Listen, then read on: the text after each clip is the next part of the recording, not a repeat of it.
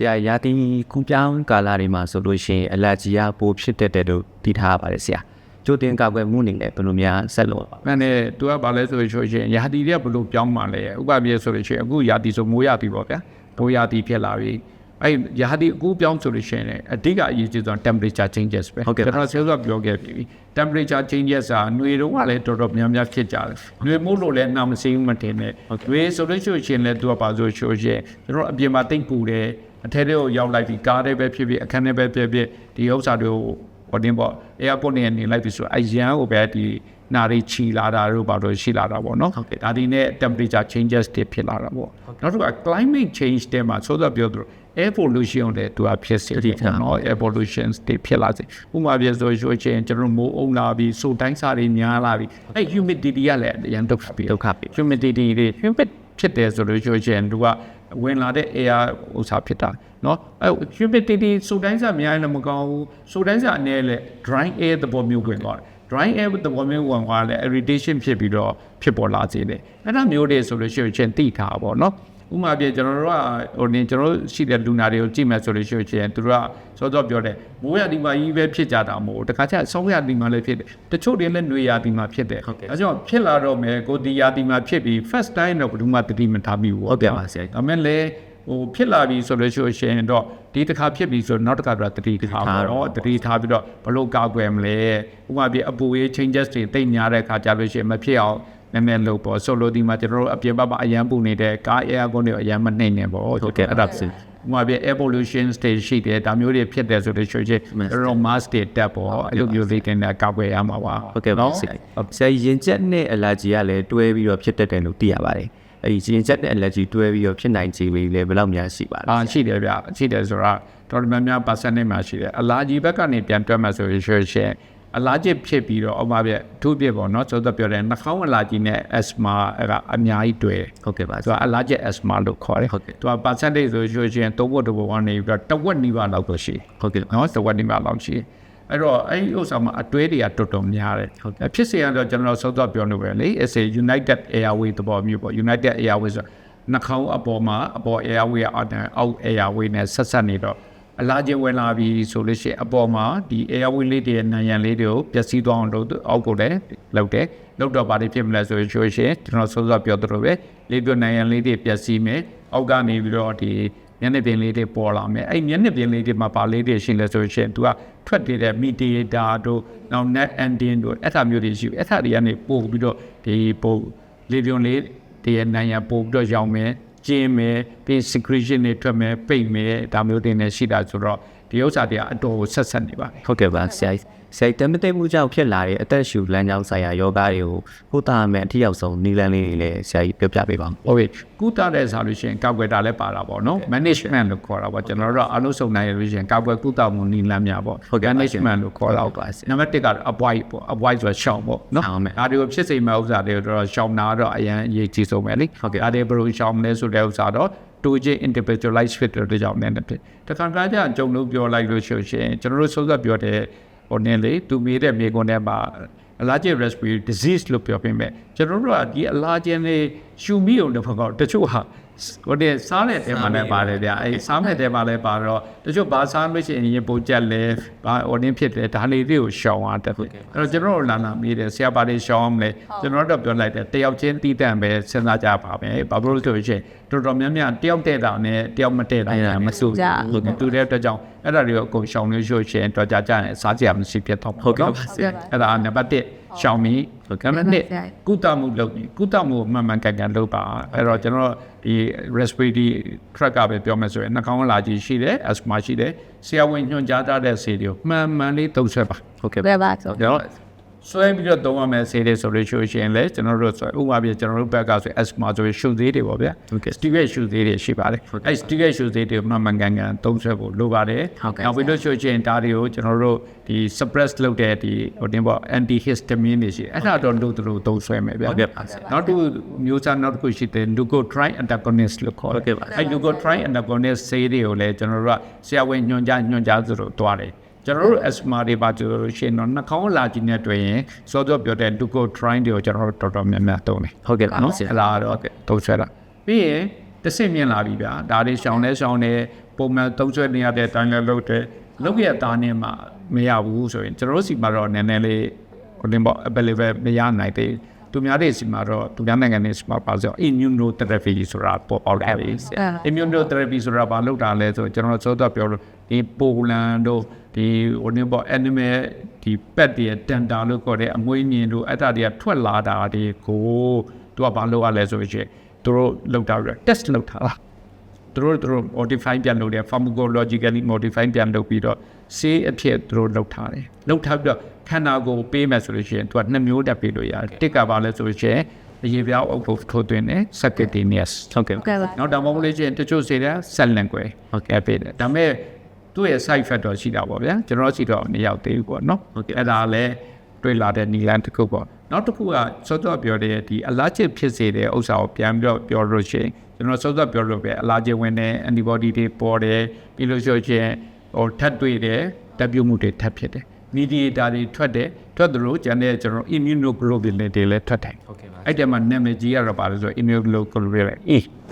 အဲ့ immunoglobulin E ကို antagonize လုပ်တဲ့ဆေးတွေကိုလည်းကျွန်တော်တို့လုပ်ရတာပေါ့နော်ဒါတွေကိုကျွန်တော်တို့တော့ဒါတွေကတော့ကျွန်တော်တို့ကျမရဲ့ဘူတုတအနေနဲ့ပြောတာပါကို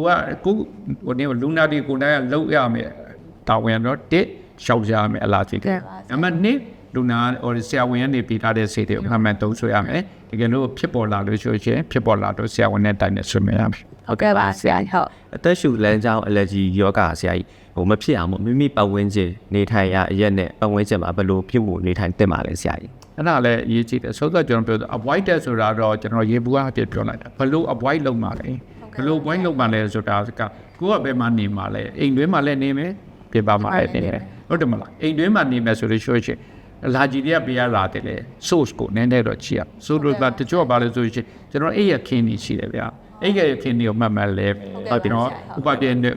နွေရာသီဟိုနေ့မှာဒီလိုမိုးတွေမှာဆိုတိုင်းစားတွေများတယ်6တွေ့အောင်သူကလှုပ်ထားပြပဲရှင်ဟုတ်တယ်မလားနောက်ပြီးလို့ရှိရင်ကျွန်တော် aircon filter တွေကိုကောင်းကောင်းတဲမယ်ဟုတ်ကဲ့ပါ humidifier တွေလိုအပ်လို့ရှိရင်ကျွန်တော်တို့လုပ်မယ်ဆိုတိုင်းစားတွေညားနေတဲ့အဆင်မပြေဘူးဒါမှမဟုတ်အရန်6တွေ့တဲ့ရာသီဆိုလို့ရှိရင် dry air တွေဝင်လာမယ်ဒါတွေအိမ်ထဲမှာကျွန်တော်တို့လုပ်ဖို့လုပ်တယ်နောက်တစ်ခုကောက်ကဒီကော်စောတဲ့ခင်းသားတယ်အဲ့ဒါလည်းအရန်ရေးကြည့်တယ်တခါကျအလားကျစ်တင်ဖြစ်နေလို့ရှိရင်ဒီကော်စောတဲ့ခင်းလို့မရဘူးတခါကျကော်စောတွေတော့ခင်းသားပါတယ်တန်ရှင်းမကောင်းဘူးဆိုလို့ရှိရင်အောက်မှာရှိတယ်လေဒီအောက်ကနေဖုန်နေကနေပြီးတော့ထွက်လာပြီးတော့နေဖြစ်တယ်ဒါမျိုးတွေလိုတယ်နောက်တစ်ခါပါလဲဆိုရင်ကျွန်တော်တို့ဒါအပြင်အိမ်တွင်းမှာလည်းတခါကျကျွန်တော်စီကိုရင်ချက်လို့လာနေတဲ့တချို့တရားပါရှိလဲဆိုဥပမာပြေကိုကအခန်းပြင်နေတယ်အခန်းပြင်နေတော့တွားပြီးတော့ဖုန်နေထွက်နောက်ပြီးအိမ်တုပ်စိအရန်ကိုဆိုပါတယ်အိမ်တုပ်စိတွေအဲ့အိမ်တုပ်စိတွေကိုတွားပြီးတော့ရှုမိလိုက်တာနဲ့ချက်ချင်းကြက်တော့ပါတယ်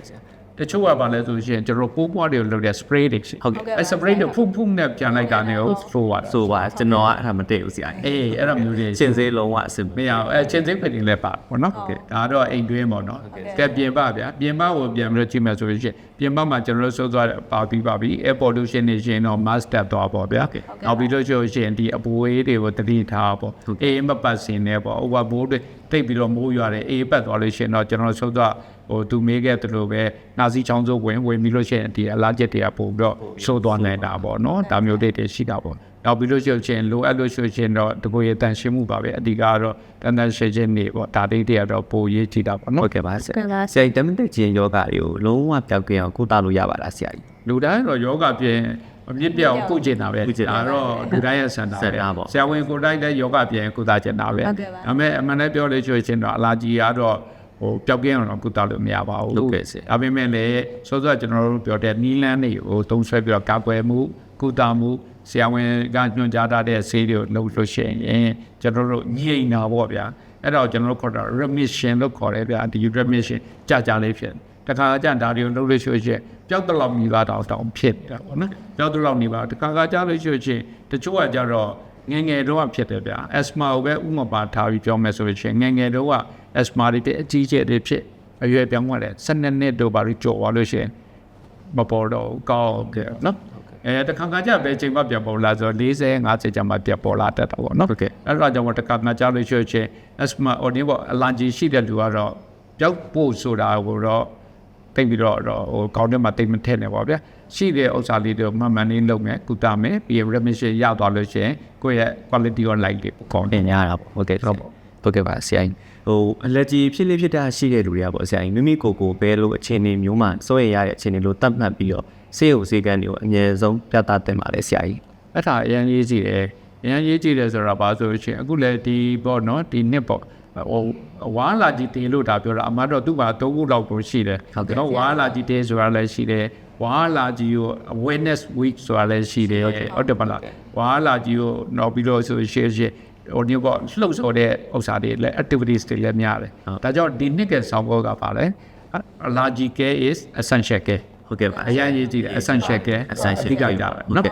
အဲ့မှာပို့ပြီးတော့ရေးကြည့်တာနော်သူမေးထားတဲ့မေးခွန်းလိုပဲကျွန်တော်တို့ကအဆိုးဆုံးပေါ့နော်ဓာတ်ပြုမှုထဲမှာဓာတ်မတက်မှုထဲမှာအဆိုးဆုံး anaphylaxis လို့ခေါ်တယ် anaphylaxis လို့ခေါ်တယ် anaphylaxis ကမျိုးစုံဖြစ်နိုင်တယ်ဟုတ်ကဲ့နော်ဆိုတော့ကျွန်တော်ပြောလို့ပဲစက်သွန်စားပြီးတော့ဖြစ်သွားတဲ့လူတွေလည်းကျွန်တော်တွေ့ဘူးတယ်နောက်ပြီးလို့ရှိရင်အဲ့ဟိုနေဖြစ်လို့ရှိရင်ဒီပြီးခဲ့တဲ့လပိုင်းလေးရပဲဟိုနေပေါ့လာပြတယ်စင်ကန်တကူလာပြတယ်အရေးပြ allergies ဖြစ်တယ်ပြီးလို့ရှိရင်ချောင်းဆိုးတဲ့ရင်ချက်ဒါပေမဲ့သူကပေါ့ဆိုလဲဆိုအဲ့ဒီလေးပါချက်သွားပြီးတော့တိမ်လူမျိုးပါဖြစ်ပြီးတော့ဒီ emergency ကိုပြေးသွားတာအဲ့ဒါ anaphylaxis လို့ခေါ်တယ်နော်နောက်တစ်ခုကဘာလဲဆိုရင်စိတ်မတည့်တဲ့အခါလည်းဖြစ်နိုင်တယ်လေဥပမာပြကျွန်တော်တို့အရင်တော့နာမည်ကြီးဖြစ်တဲ့ penicillin တို့ပါနော်အဲ့ဒါတွေဓာတ်မတည့်ဘူးဆိုလို့ရှိရင် allergic reaction တွေဖြစ်တာဟုတ်နော်အဲ့ကမျိုးကြောင့်လို့ရှိရင်တော့ကိုဘာလို့အဲ့လိုဖြစ်နိုင်တယ်လေဖြစ်နိုင်ခြေရှိလို့ရှိရင်မှတ်ထားပါဖြစ်ပြီဆိုတာနဲ့ emergency ကိုပြေးရမှာပဲဟုတ်တော့ emergency ပြေးအောင် emergency ရောက်ရင်ဘာလုပ်ပါလဲ ABC အဓိကပေါ့နော်ကျွန်တော်တို့ဆရာဝန်တွေတော့ခေါ်နေ ABC ပေါ့တက်ကတော့ပါဆို adrenaline လို့ခေါ်တယ်ဟုတ်ကဲ့ epinephrine ပေါ့ဟုတ်ဒါတွေကိုချက်ချင်းဒီ shock ထုတ်ပြမယ်ဘီလို့ခေါ်တဲ့အရင်တော့အများခေါ်တဲ့ဗာမီတုံးပေါ့ဗျာဟုတ်ကဲ့ကိုတော့ clofeniramine ရော antihistamine ဟုတ်ကဲ့ပါဆရာကြီးနောက် C ကတော့ corticosteroid ဟုတ်ကဲ့ပါနော်နောက်လိုအပ်လို့ရှိရင် oxygen ပေးမယ်နောက်တစ်ခုကဒီ bronchodilator ဆိုတဲ့ရှုပ်သေးတွေပေးမယ်အဲ့ဒီ condition ကတော့အဆိုးဆုံးပဲဗျဟုတ်ကဲ့ပါနော်အဆိုးဆုံးပဲဟုတ်ကဲ့ပါဆရာကြီးဟုတ်ကဲ့ခုလိုပြည့်စုံလေးဆရာကြီးဖြေချပြကျေးဇူးလက်တင်ပါတယ်ဒီ wall allergy ထိတ်မှန်ဖြစ်နေပေါ့ဆရာကြီး။ဘာများအကြံပေးစကားလေးများဆရာကြီးအနေနဲ့ပြောကြားလိုပါသေးလဲဆရာကြီး။ဟုတ်ကဲ့။အဲ့ဒါတော့အနှစ်ချုပ်သဘောမျိုးပါပဲလေ။ဟုတ်ကဲ့။ဒါတော့ allergy ဆိုတာလူတိုင်းဖြစ်နိုင်လားဆိုတော့ဖြစ်နိုင်တယ်။ပြီးလို့ရှိရင်စောစောပြောလို့ဟိုနေကောက်ကုသမဲ့နည်းလမ်းတွေကိုပြောခဲ့ပေမဲ့လေအနှစ်ချုပ်အားဖြင့်ဆိုတော့၃ခုကိုနော်အဓိကထားပြီးပြောခြင်းနဲ့တစ်ကိုမှဒီလိုမျိုး allergy ဖြစ်နိုင်တဲ့ဥစ္စာတွေရှိရင်ရှောင်ရှားပါဆက်တဲ့ခောက်ခဲနော်။ဟုတ်ကဲ့ပါ။နံပါတ်2အေးတေတေချာချာကုသမှုခံယူပါဟုတ်ကဲ့နဲ့တော့စောစောကျွန်တော်ပြောခဲ့သလိုပဲအရေးကြီးသော anaphylaxis လိုမျိုးဖြစ်တဲ့လူတွေမှာဆိုလို့ရှိရင်ဒါဖြစ်လာလို့ရှိရင်ချက်ချင်းဘယ်လို action လုပ်ရမလဲဆိုတာကိုဟုတ်ကဲ့ဟိုနေလှုပ်ဆောင်ပါလို့ပြောချင်ပါတယ်ပေါ့နော်ဟုတ်ကဲ့ပါဆရာကြီးအခုလိုမျိုးပြည့်စုံတိတိကျကျလေးပြောကြပေးတယ်ဆရာကြီးအမောက္ခအရေးထုံးကျေးဇူးများကြီးတင်ပါတယ်ကျွန်တော်လည်းဒီ allergy နဲ့ပတ်သက်ပြီးတော့ဒီလိုမျိုး respiratory physician တယောက်အနေနဲ့ပြောပြပေးခွင့်ရတဲ့အတွက်ကြောင့်နော်အကင်းပြန်ပေးတဲ့နော်ဟိုညီမနဲ့ညီလေးတွေကိုကျေးဇူးတင်ပါတယ်ကျေးဇူးတင်ပါတယ်ဆရာကျေးဇူးတင်ပါတယ်ဆရာ